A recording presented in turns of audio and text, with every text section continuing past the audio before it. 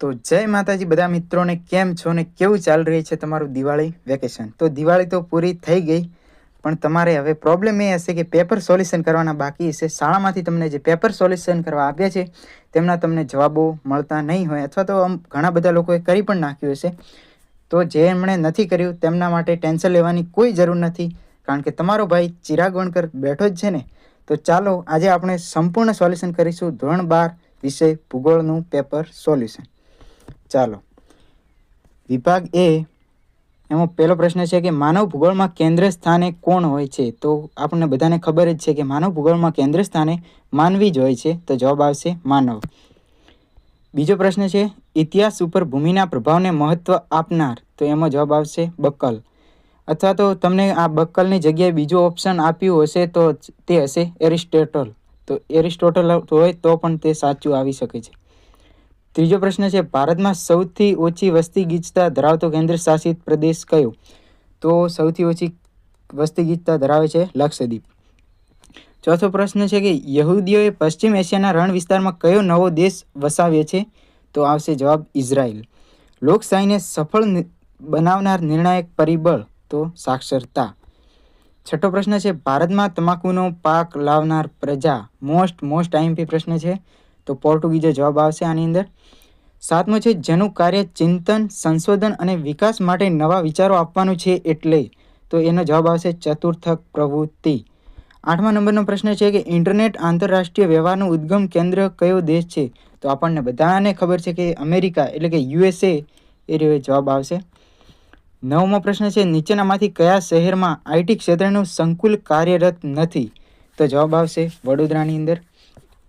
10મો પ્રશ્ન છે વિશ્વમાં સૌ પ્રથમ રેલવેની શરૂઆત કયા વર્ષમાં થઈ? જોજો મિત્રો, આ પ્રશ્નની અંદર ધ્યાન રાખજો, કારણ કે આ વિશ્વનું પૂછ્યું છે અને ભારતનું પૂછે તો બીજો જવાબ આવી શકે. વિશ્વનું પૂછે તો 1825 અને ભારતનું પૂછે તો 1853. પરિવહનનું કયું વાહન પ્રદૂષણ ફેલાવતું નથી? તો બધાને ખબર જ છે, સાયકલ. 12મો પ્રશ્ન છે રાતો સમુદ્ર અને ભૂમધ્ય સમુદ્રને જોડતી નહેર કઈ છે? તો જવાબ આવશે એનો સુએજ નહેર. 13મો પ્રશ્ન છે કાગળ વગરની ટપાલ સેવા એટલે કે ઈમેલ. 14મો છે અદ્યતન કમ્પ્યુટરના પિતા તરીકે કોને ઓળખવામાં આવે છે? તો ચાર્લ્સ બેબેજ. 15મો છે ભારતમાં સૌ પ્રથમ કઈ ફિલ્મ રજૂ થઈ હતી 1913માં? તો આવશે રાજા હરિશ્ચંદ્ર. 16મો પ્રશ્ન છે કોલકાતા નદી બંદર કઈ નદી પર આવેલું છે? તો હુગલી નદી પર આવેલું છે. શાર્કનું વડું મથક કયા શહેરમાં આવેલું છે?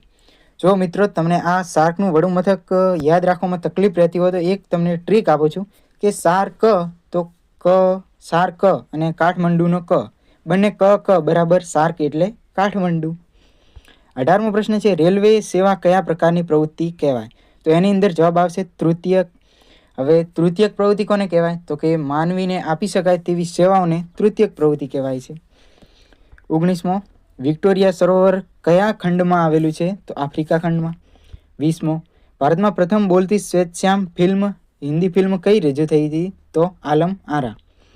તો આ હતો આપણો વિભાગ એ. હવે જોઈશું વિભાગ બી. તો હવે જોઈ લઈએ વિભાગ બી. વિભાગ બી ની અંદર 21મો પ્રશ્ન છે કે માનવ ભૂગોળનો એક વિશેષ શાખા તરીકે ઉદ્ભવ ક્યારે થયો? તો 19મી સદીની અંદર. 22મો પ્રશ્ન છે કયા ભારતીય નૃવંશ શાસ્ત્રીના મતે ભારતમાં મુખ્ય 6 પ્રજાતિઓ છે? તો BS ગુહાના મતે. 23મો પ્રશ્ન દક્ષિણ ભારતના કયા લોકો પ્રાથમિક પ્રવૃત્તિ કરે છે? તો દક્ષિણ ભારતના કયા લોકો? પાલિયાન. તૃતીયક પ્રવૃત્તિ કોને કહેવાય? તો મેં હમણાં તમને જ જણાવ્યું હતું કે માનવીને આપી શકાય તેવી સેવાઓને તૃતીયક પ્રવૃત્તિ કહે છે. 25મો પ્રશ્ન ગુજરાતમાંથી કયો ધોરીમાર્ગ પસાર થાય છે? તો નેશનલ હાઈવે નંબર 8. જિયોગ્રાફિયા જનરાલિસ પુસ્તક કોણે લખ્યું હતું? મોસ્ટ આઈએમપી પ્રશ્ન છે, તો આનો જવાબ આવશે બર્નાર્ડ વેરેનિયસ. 27મો પ્રશ્ન છે સંચાર તંત્ર એટલે શું? તો જોઈએ જવાબ કે એક સ્થળથી બીજા સ્થળે માહિતી અથવા સંદેશો મોકલવા કે પ્રાપ્ત કરવાની વિસ્તૃત વ્યવસ્થાને સંચાર તંત્ર કહેવામાં આવે છે. 28મો પ્રશ્ન છે વિનિમય વ્યવસ્થા એટલે શું? તો એમાં જવાબ આવશે કે જેમાં જરૂરિયાત મુજબની વસ્તુઓની પ્રત્યક્ષ આપ-લે કરવામાં આવે તેને વિનિમય વ્યવસ્થા કહેવામાં આવે છે.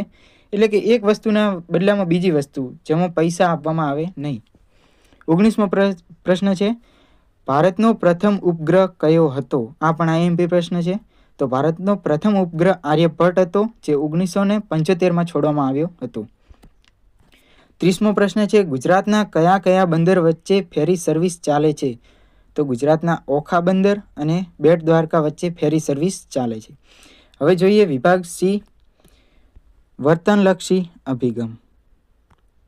તો આપણે આ વિડીયોની અંદર બોલીને બનાવવા જઈશું તો ખૂબ લોંગ થઈ જશે, એટલે માટે હું તમને સ્ક્રીન પર વિભાગ સી, ડી અને ઈ મોકલી દઉં છું, તે તમે બધા લખી લેજો.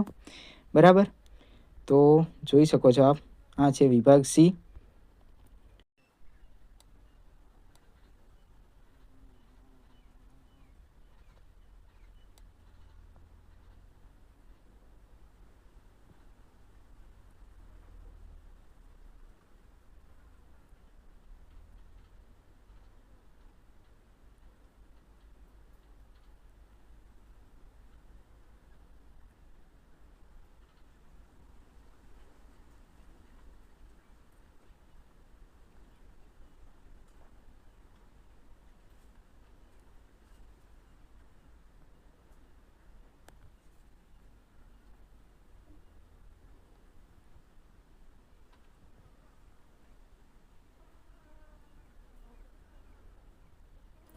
તો મિત્રો, અહીં આપણે ભૂગોળનો પેપર સોલ્યુશનનો વિડીયો પૂર્ણ કરીએ છીએ. તો તમને કેવો લાગ્યો વિડીયો કોમેન્ટ્સની અંદર જરૂરથી જણાવજો, અને કેવી તૈયારી ચાલી રહી છે દિવાળી વેકેશનની અંદર એ પણ મને જણાવજો. અને હા, એક પ્રશ્ન મારે તમને બધાને પૂછવો છે કે તમે ધોરણ 12ની અંદર કેટલા ટકા લાવવા માંગો છો, એ પણ મને નીચે કોમેન્ટ્સની અંદર જરૂરથી જણાવજો. તો જય માતાજી, મળીશું નવા પેપર સોલ્યુશન સાથે. Bye bye.